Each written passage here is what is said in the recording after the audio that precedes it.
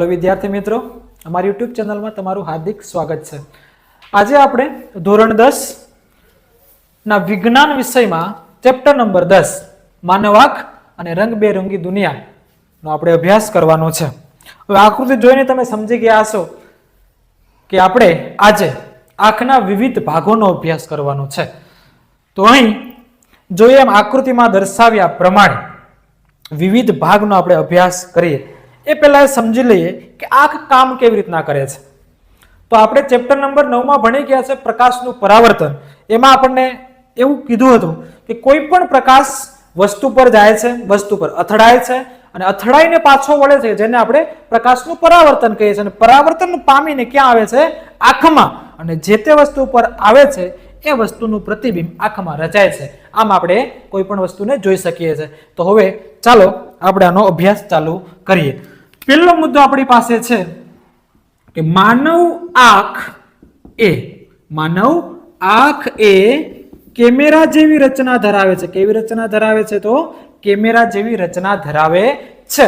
हवे आपणे मानव आंखना जेटला पण भागो छे एने आपणे एक एक करीने समजीए। आपणने आ जे भाग देखाय छे, अहींया ध्यान आपजो, आ जे पहेलो ज भाग आपणे अभ्यास करीए छे, जे आपणने आ भाग देखाय छे ए भागने आपणे कहेवानुं छे नेत्रमणि। शुं कहेवानुं छे? तो नेत्रमणि।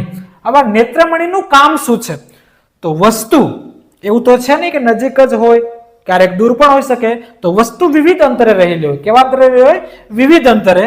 तो विविध अंतरे रहेली वस्तुना प्रतिबिंबने, विविध अंतरे रहेली वस्तुना प्रतिबिंबने रेटिना उपर, એટલે કે અહીંયા આપણી પાસે કોણ આવશે? રેટિના। કોણ છે? રેટિના। એનો વારો આવે છે, પણ ધ્યાન આપજો કે નેત્રમણિ એ વિવિધ અંતરે રહેલી વસ્તુના પ્રતિબિંબને રેટિના ઉપર રચવા માટે પોતાની કેન્દ્ર લંબાઈમાં સૂક્ષ્મ ફેરફાર કરે છે। તો આ મુદ્દો ખાસ તમારે લખવાનો છે ભાઈ, નેત્રમણિનું કામ શું છે? તો વિવિધ અંતરે રહેલી વસ્તુના પ્રતિબિંબને રેટિના એટલે કે નેત્રપટલ ઉપર રચવા માટે કેન્દ્ર લંબાઈમાં સૂક્ષ્મ ફેરફાર કરે છે। નેત્રમણિ બાદ આપણે અભ્યાસ કરવાનો છે પારદર્શક પટલનો। તો જે આપણને આંખમાં સૌપ્રથમ જે આ ભાગ જોવા મળે છે, જે સ્તર છે, એ સ્તરને આપણે કહેવાનું છે પારદર્શક પટલ। અને આ પારદર્શક પટલમાંથી प्रकाश आंखमां प्रवेश करे छे। तो पहलो मुद्दो तमारे आमां शुं याद राखवानुं छे? तो पारदर्शक पટલमांथी प्रकाश आंखमां प्रवेश करे छे। अने ज्यारे प्रकाश प्रवेश करे छे आंखमां त्यारे आ पारदर्शक पटल उपसी आवे छे। शुं थाय छे? उपसी आवे छे। अने आ जेटलो भाग छे ने आपणे आंखनो डोळो कहीए छीए। शुं कहीए छे? आंखनो डोळो। अने आंखनो डोळो केटलो मोटो होय छे? तो 2.3 सेंटीमीटर जेटલું कद धरावे छे। याद राखजो, आंखनो डोळो केटલું कद धरावे छे? 2.3 सेंटीमीटर जेटલું कद धरावे छे। बीजो मुद्दो ए आपणे याद राखવાનો છે કે જે પણ પ્રકાશ આવે છે એ પારદર્શક પટલમાંથી શું થાય છે? તો પરાવર્તન પામે છે। શું પામે છે? પરાવર્તન। અને ત્યારબાદ પહેલા આપણે ભણી ગયા નેત્રમણિ, પછી ભણ્યા પારદર્શક પટલ, અને હવે આવે છે પારદર્શક પટલની પાછળ ઘેરો સ્નાયુમય પડદો હોય છે। કેવો પડદો હોય છે?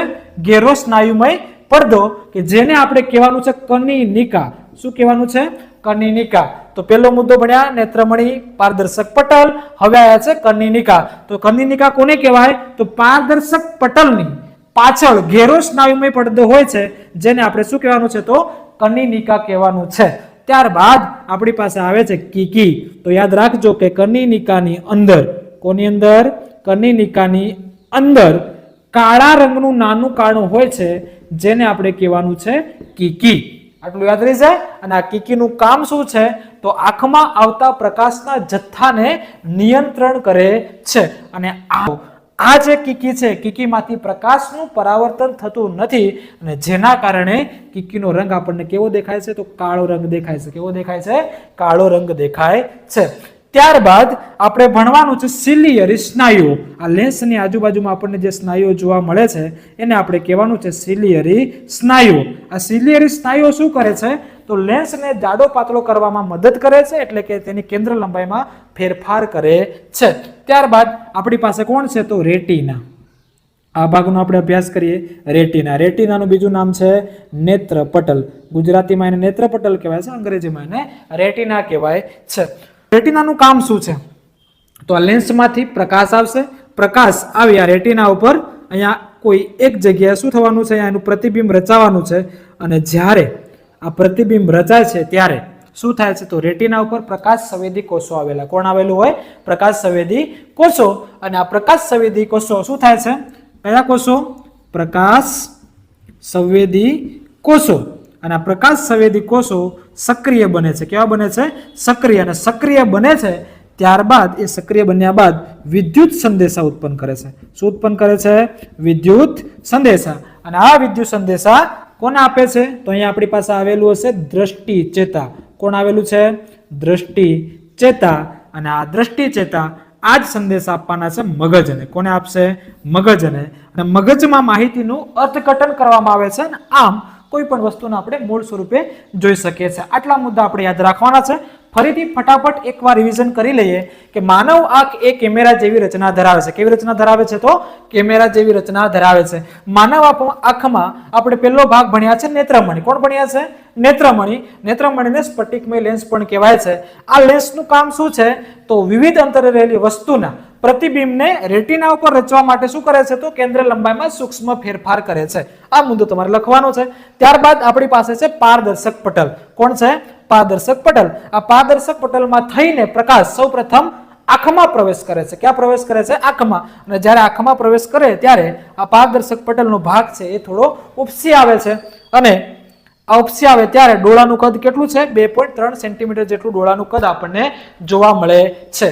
ત્યારબાદ આપણે યાદ રાખવાનું છે કે પારદર્શક પટલની પાછળ ઘેરો સ્નાયુમય પડદો હોય છે જેને શું કહેવાનું છે? તો કનિનિકા કહેવાનું છે. અને કનિનિકાની અંદર કોણ આવેલું છે?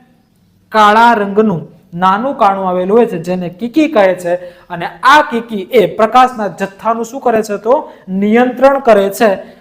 અને આ કીકીમાંથી પ્રકાશનું પરાવર્તન ન થતું હોવાથી આપણને કાળો રંગ જોવા મળે છે. ત્યારબાદ આપણે આવી જઈએ નેત્રપટલ. અને નેત્રપટલ ઉપર કીકીમાંથીને પ્રકાશ જે આવવાનો છે એ અહીંયા પ્રકાશ આવશે અને અહીંયા પ્રતિબિંબ રચાશે.